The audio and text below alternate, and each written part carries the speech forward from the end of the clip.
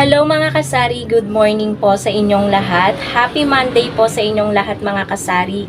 So ngayong araw na to, Monday, dadating po yung ahente po natin ng mantika. Yes po, tuwing Monday na po dumadating yung ahente ko po ng mantika. So nagbago po sila ng schedule. Dati kasi every Tuesday, every week. Pero ngayon, Monday na daw sila always dadaan. So, tamang-tama, wala na po tayong mga gamis and mantika. Kukuha din po tayo ng munggo, ng Kopiko Blanca, at kung anong pang pwede nating orderin sa kanila. So, update ko na lang kayo mga kasari later kapag dumating na sila. And ngayon guys, kasalukuyan akong nagsasaing. Pero, pain-in na rin naman, paluto na rin naman. Kasi yung alaga ko dito ay kanina pa gutom. Maaga kasi itong kumakain guys. Shoutout nga pala kay Basha. Baby! Baby! Kita Pepe! Kita Pepe! So, ayun po mga kasari, update ko na lang kayo later sa ipapang ganap ngayong araw ng Monday dito sa Sari-Sari Store. So, ayan. So, ngayong Monday, hindi naman tayo kukuha ng mga Red Horse Grande dahil madami pa. Wala masyadong bumili this last week, kaya hindi tayo order ngayon. So, Alfonso ang wala akong mabili. Wala akong nabili sa Dali nung nakaraan na bumili kami ni partner nung namili kami sa Dali. So, baka ewan ko kung itry namin mamili ng Alfonso later. So, bahala na kung ano pang ganap ngayong araw ng Monday. Kasi pag Monday guys, ayokong umalis ng tindahan kasi sobrang busy kapag Monday. Pero napag-isipan ko parang gusto kong maglaba ngayon dahil medyo madami na naman tayong maruming damit. So, ayun guys, update ko na lang kayo later.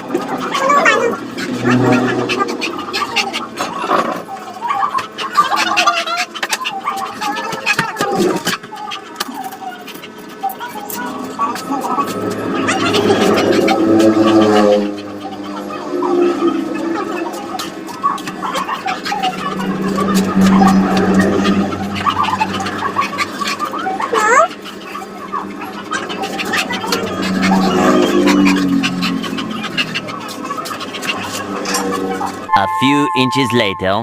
So, dumating na po mga kasari yung ahente po natin ng mantika. And ito po yung aking mga kinuha. Mga gamis, 10 klase ng gamis. Ano yun? Pabili po ng ano? Ng Biskuit po. anong biskwit? Na ano po? Bingo. Ano pa? Wala. Apat po. 4. Ito, kukuha pa ako isa. Wala na po. 8 ang isa niyan. Bali, 32. 18 ang sukle.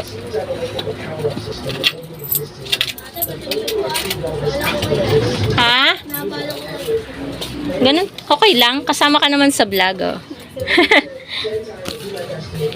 Bait ng bata. Nahingi ng pasensya. First time ko guys maka-encounter ng ganong bata dito sa store.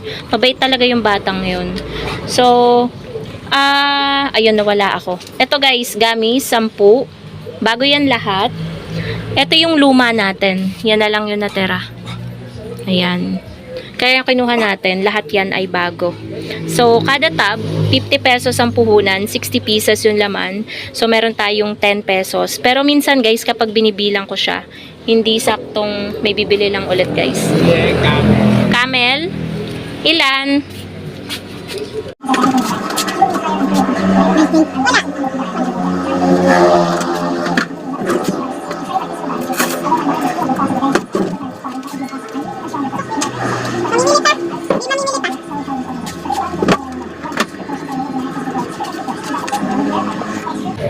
Ayan guys, meron lang bumili na matanda. Medyo mahina kasi yung pandinig niya. Kaya medyo malakas yung boses ko habang kausap ko siya. So balik na tayo guys dun sa hino-haul ko sa inyo. Kinuha ko lang guys yung resibo. So minsan kapag binibilang ko, hindi saktong 10. Minsan 7 lang yung labes, minsan 8, minsan naman sakto. So ang bentahan ko guys ng mga gamis ko ay piso isa pa rin. Sobrang mabili niya kasi piso isa pa rin. Kasi sa ibang tindahan daw 5-4, 5-3, pero sa atin piso isa pa rin. Yun guys yung gusto talaga ng mga bata dito. Mga dalagingding, minsan mga matatanda. Talagang minsan pinapakyaw pa nga yung isang tab. So ang 10 guys, kinalabasan niya ay 500 pesos kasi 50 pesos per tab. So, kumuha din tayo ng yema. So, yung yema natin, 50 pesos ang isang balot. Ito po siya. Sasalin ko na lang dito kasi may konting natira pa dito na yema. Tapos ito guys, kapag binilang ko, saktong 10 yung tubo natin dyan. And then, bumili din ako guys dahil paminsan-minsan may naghahanap ng mantika na 1.5, 130 yung puhunan niya. Bumaba daw na 5 piso. So, 135 siya dati. So, tinanong ko magkano bentahan nito sa tindahan, dun sa ahente ko, 150 daw. So, ibebenta ko siya ng 150. Bale, sa isang 1.5 na ganito na mantika, tutubo ako ng 20. Dito sa dalawa, meron akong 40. Tapos guys, kumuha din ako ng isang dosenang mantika. 330 ang mantika. Ayan, isang dosena, ito po siya. 35 pesos ang bentahan ko. Bali pumapatak na kulang-kulang 28. Nasa 27 something yung puhunan po ng ating isang dosenang mantika. And then, harina. Bali, 2 kilong harina. Ito po siya. 2 kilo na po ito. 90 pesos yung 2 kilo. So, bali 45 pesos ang puhunan ng 1 kilo. Yung ahente ko guys niyan, sa asin, sa asukal, yan, yung ahente ko ng mantika na yan. Wala kasing pangalan sila ng kanilang So, hindi sila lagi nagtataas sa mga ganito. Ilang years ko na silang ahente, pero napakadalang nilang magtaas sa asin, sa harina, sa cornstarch, ganun, sa munggo, ganun. Kumuha din ako guys ng ito yung presyo ng harina. 90. Kumuha din ako ng munggo, worth 100 pesos na munggo. Ayan. Pag nire-repa ko to guys, tumutubo ako ng 40 to 50 pesos. Kasi nire-repa ko to ng tag sa 10.